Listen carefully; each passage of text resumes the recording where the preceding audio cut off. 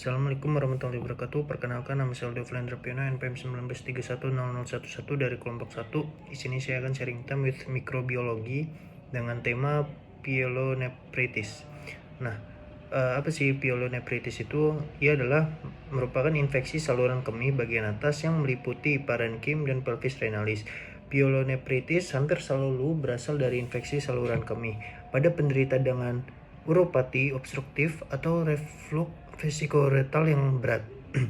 Perlu diingat bahwa penderita-penderita yang hanya menunjukkan gejala-gejala infeksi saluran kemih bagian bawah.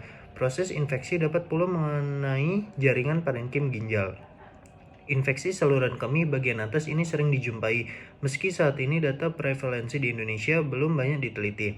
Umumnya, angka-angka di luar negeri menunjukkan bahwa prevalensi dalam masyarakat pada umur 16-65 tahun, 4-6% terdapat pada perempuan dan 0,5% pada laki-laki. Pada pyelonephritis akut akan terjadi destruksi parenkim ginjal yang luas disertai inflamasi ginjal. Bila tidak mendapatkan terapi yang adekuat, maka akan cenderung relapse.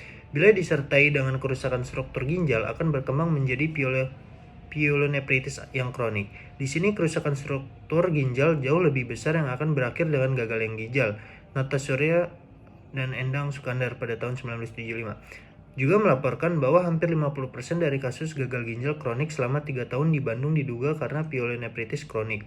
Pyelonephritis dapat terjadi unilateral maupun bilateral. Penjalaran infeksi. Infeksi saluran kemih dapat terjadi melalui 4 jalan, yaitu yang pertama adalah hematogen, yaitu oleh berbagai penyakit misalnya sinusitis, otitis media, tonsilitis, abses paru, dan septikemia. Kemudian yang kedua adalah infeksi askenderan, yaitu infeksi menjalar dari saluran kemih bagian bawah ke saluran kemih bagian atas. Limfogen, infeksi menjalar melalui pembuluh limfa periureteral. Kemudian yang keempat adalah penjalaran langsung dari organ sekitar, misal intraperitoneal abscess, paravesical abscess, fistula pada traktus genitourinarius. Kemudian ada yang klasifikasi. Pada pyelonephritis dibagi menurut perjalanan kliniknya, yaitu pyelonephritis akut, pyelonephritis subakut, pyelonephritis kronik. Pyelonephritis subakut mulai ditinggalkan karena kasusnya yang jarang dan batasnya tak jelas antara yang akut dan kronik. Di samping pembagian menurut perjalanannya kliniknya, pyelonephritis dibagi menjadi dan tidak adanya obstruktif saluran kemih, sehingga dibagi menjadi 2, yaitu pyelonephritis obstruktif dan pyelonephritis non-obstruktif. Ada pula penelitian lain yang membedakan pyelonephritis berdasarkan adanya gangguan anatomi dan fisiologi dari saluran kemih. Pyelonephritis primer itu tanpa gangguan fungsi atau struktur. Kemudian ada pyelonephritis sekunder, yaitu disertai gangguan fungsi atau struktur. Predisposisi. Pyelonephritis merupakan kelainan ginjal yang paling banyak ditemukan pada bedah mayat. Tidak jarang pula merupakan penyebab kematian. Faktor predisposisi yang terpenting adalah yang pertama ada obstruksi, yaitu setiap rintangan dalam aliran kemih menyebabkan ginjal rentan terhadap infeksi. Frekuensi pyelonephritis akut itu 12-20 kali. Lebih banyak pada penderita dengan kelainan obstruksi dibanding dengan penderita tanpa kelainan obstruksi. Yang kedua adalah usia dan jenis kelamin, yaitu insiden tertinggi ditemukan pada 3 golongan usia, yaitu yang pertama ada golongan bayi dan anak di bawah 18 bulan, sering berhubungan dengan kelainan bawaan obstruksi dan kontaminasi tinja pada mitus uretra. Kemudian yang kedua adalah wanita dalam child hearing age, merupakan kehamilan yang sering ditemukan.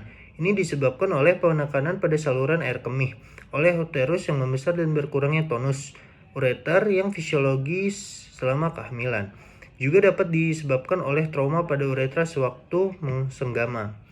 Ketiga adalah usia lanjut, yaitu akibat obstruksi saluran air kemih pada wanita oleh karsinoma serviks dan pada laki-laki oleh hiperplasia atau karsinoma prostat.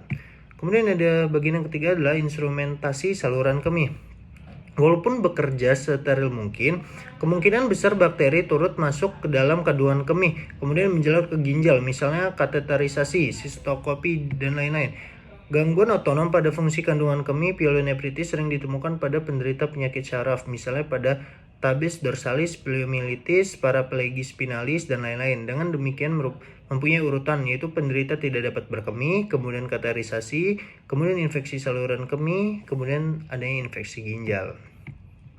Nah, untuk etiologinya itu apabila terjadi infeksi pada vesika urinaria, bakteri dengan mudah akan mencapai saluran kemih bagian atas baik pada penderita dengan reflux vesikuloreteral ataupun tidak.